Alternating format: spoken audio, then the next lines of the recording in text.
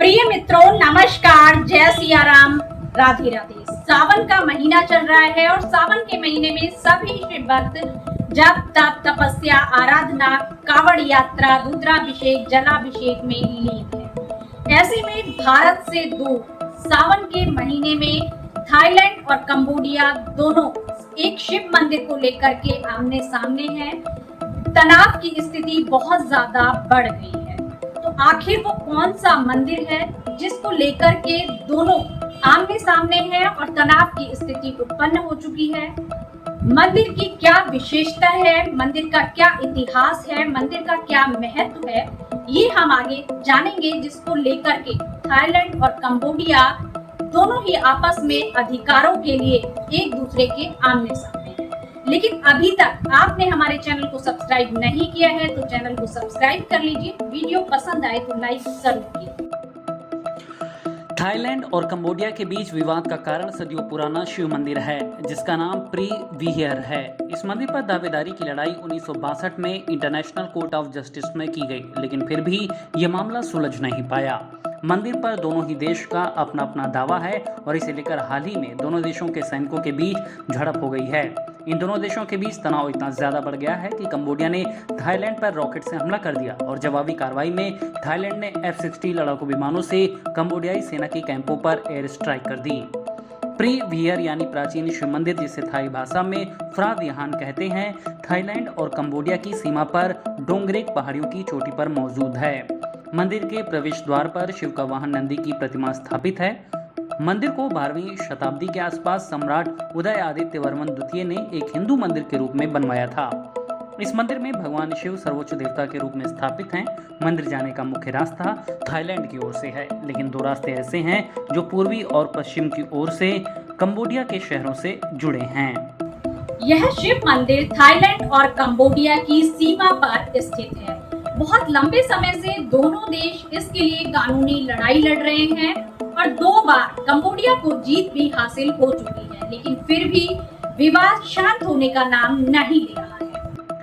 आज के कंबोडियाई लोग खुद को खमेर कहते हैं, क्योंकि वो उन्हीं प्राचीन खमेर लोगों के वंशज हैं। ये लोग 9वीं से 15वीं शताब्दी तक पूरे मुख्य दक्षिण पूर्वी एशिया, जिसे आज का थाईलैंड पहले श्याम कहा जाता था, इस पर राज करते थे और उन्होंने ही प्रसिद्ध अंगोरवाट मंदिर समूह का निर्माण किया था। ये मंदिर भारत से दूर होने के बावजूद भारतीय मंदिरों जैसा आभास कराता है। इसकी बनावट और मूर्तिकला से स्पष्ट होता है कि भारतीय संस्कृति का प्रभाव कंबोडिया में कितना गहरा था। 9वीं से 12वीं सदी के बीच बने इस मंदिर का निर्माण खमेर साम्राज्य के उन राजाओं ने करवाया था जो हिंदू धर्म को मानते थे। मंदिर ऐतिहासिक है, इसीलिए इसको यूनेस्को वर्ल्ड हेरिटेज में भी शामिल किया गया है। मंदिर दोनों देशों की सीमा पर स्थित है, पर आखिर विवाद का मुद्दा क्या है, ये जानना भी बेहद जरूरी हो जाता है। तो चलिए आइए जानते हैं कि आखिर ये दोनों देश क्यों लड़ रहे हैं। लंबे समय से अधिकार के लिए दोनों देश का ये सीमा विवाद का मुद्दा आखिर क्या है? फ्रांस ने 1863 से लेकर 1953 तक कंबोडिया पर शासन किया था। फ्रांस ने ही दोनों देशों के बीच 817 किलोमीटर की लंबी सीमा निर्धारित की थी। नक्शे के मुताबिक डांगरेक पर्वत श्रृंखला पर स्थित प्री विहियर मंदिर को कंबोडिया इलाके में शामिल किया गया था, जिस पर थाईलैंड ने आपत्ति जताई थी। मंदिर विवाद समय के साथ गहराता चला गया। 1907 में फ्रांस ने दोनों देशों के बीच सीमा बनाई। नक्शे के मुताबिक 11वीं शताब्दी के प्री विहियर मंदिर को कंबोडियाई क्षेत्र में दिखाया गया। फ्रांस के फैसले पर कंबोडिया ने नाराजगी जाहिर की। इसके बाद कंबोडिया के मैदान पर हावी पठार के किनारे बन भगवान शिव को समर्पित प्री विहार मंदिर को लेकर दोनों देशों के बीच विवाद की शुरुआत हो गई। सिर्फ मंदिर ही नहीं, सीमा के आसपास के कई इलाके ऐसे हैं जिस पर दोनों देश अपना दावा करते आए हैं। जानकारों की माने तो मंदिर को 9वीं से 11वीं सदी के दौरान बनाया गया था। शुरुआती समय में यहाँ पर भगवान शिव की पूजा होती थी, लेकिन बाद में ये बौद्ध धार्मिक परिसर में तब्दील हो गया। मंदिर के सटे इलाके पर दोनों देश अपना दावा करते हैं। थाईलैंड का दावा है कि ये उसका सुरिन प्रांत का हिस्सा है, वहीं कंबोडिया इसे अपना हिस्सा मानता है। कंबोडिया ने मंदिर विवाद का मुद्दा साल 1959 में इंटरनेशनल कोर्ट ऑफ जस्टिस में घसीटा। कोर्ट ने फैसला कंबोडिया के पक्ष में सुनाया।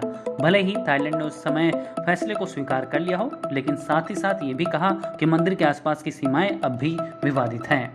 इसके बाद 2008 में ये मंदिर का मुद्दा और भी ज्यादा भड़क उठा, जब यूनेस्को ने इसे विश्व धरोहर यानी कि हेरिटेज साइट का दर्जा दे दिया। तब थाईलैंड का आरोप था कि हमारी ऐतिहासिक धरोहर को हमसे छीना जा रहा है। साल 2011 में दोनों देशों के बीच जबरदस्त संघर्ष हुआ। इस संघर्ष में 18 लोगों की मौत हुई, वहीं हजारों लोग विस्थापित हुए।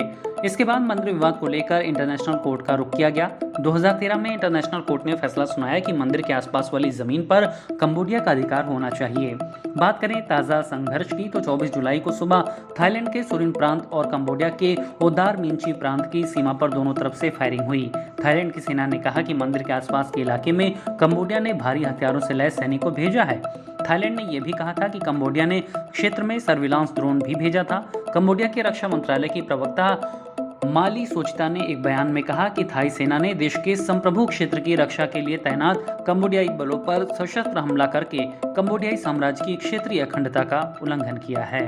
दोनों देशों के बीच विवाद इतना बढ़ गया है कि थाईलैंड के दूतावास ने अपने नागरिकों को कंबोडिया छोड़ने का आग्रह किया है। लोगों ने मंदिर को अभिमान का मुद्दा बना लिया। अब आगे क्या होगा, इसका नतीजा क्या निकलेगा, ये कह पाना बेहद ही मुश्किल है।